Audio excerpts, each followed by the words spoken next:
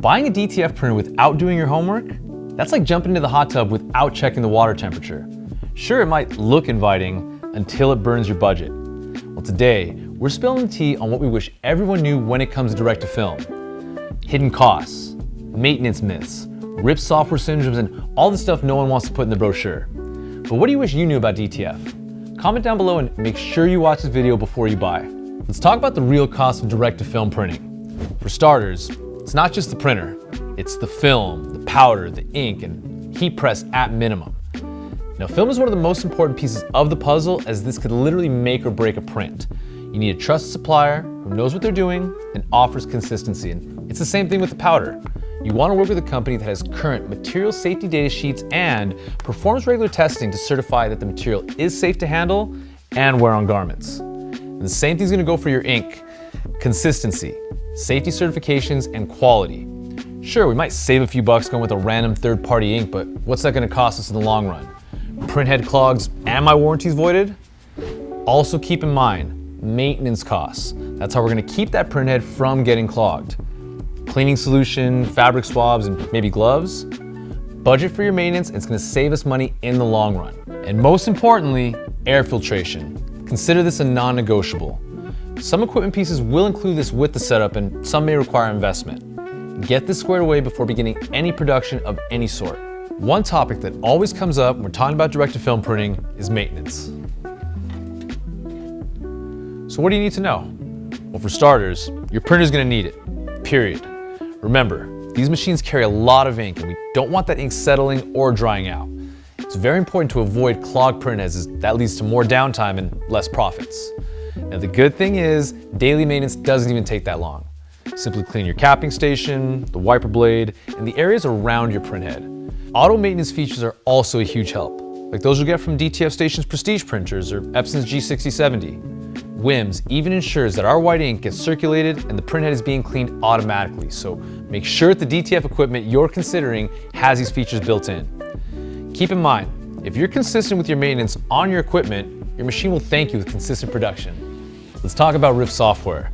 Now, I see all the questions in the Facebook groups. What's the cheapest, best RIP software for my DTF printer? Well, if your DTF machine doesn't come with the proper RIP software, that's kind of a big red flag.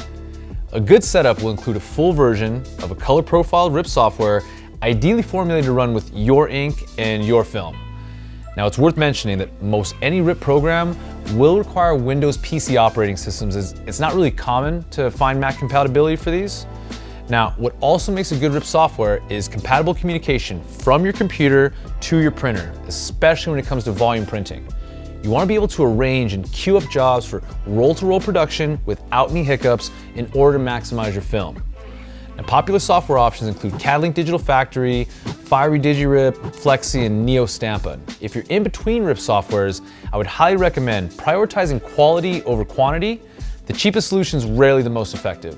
What really matters is the software's ability to deliver consistent, high-quality results for the long term. You guys know I've long been a fan of DigiRip, but lately my go-to is Neo Stampa for its insane color accuracy. I'll be making some videos on this, so make sure you subscribe to the channel and turn on those post notifications. Something that's not spoken about enough when it comes to direct-to-film printing is your printer's environment. And trust me when I tell you, your printer's environment is crucial, specifically the temperature and humidity. Like with any electronics, high temperatures are a no-go. For DTF, it's not advised to operate the machine in conditions above 80 degrees Fahrenheit. As far as humidity, we want moisture in the air so the machines don't feel that they're drying out and we don't experience any clogged nozzles. Ideal range would be 45 to 65 humidity with a sweet spot of 55%. Now, for printers in drier climates, an in-room humidifier and humidity gauge may be advised to achieve and maintain these moisture levels. On the other hand, too much humidity can be problematic for your DTF powders. It may result in clumping, so always keep your powders stored and sealed in a clean, dry place. Now, good ventilation also makes a huge difference. Internal or external air purifiers are a must, so make sure you're operating under these guidelines. So if you do buy a DTF printer, what's your plan? This answer should guide how many printheads and whether or not a powder machine makes sense for you. Now, if you're just starting out and only plan to run a few prints per day, you might not need an industrial setup with 4 printheads. You can also start off with just a printer and not a shaker, hand powder your film, cure a few transfers in the oven, and still deliver great results. Desktop models are a great way to get started with DTF on a budget and are great stepping stones to larger production setups. So what if you are running full production jobs daily? That's where a larger machine with multiple print heads and an accompanying shaker can get the job done. Some folks will go into the full package of printer, shaker, dryer as demand increases, but you don't have to start there. Just know what you're building toward. Now, shakers and multiple print heads, these boost output, but they're not essential for every volume. They're tools for scaling, not entry requirements.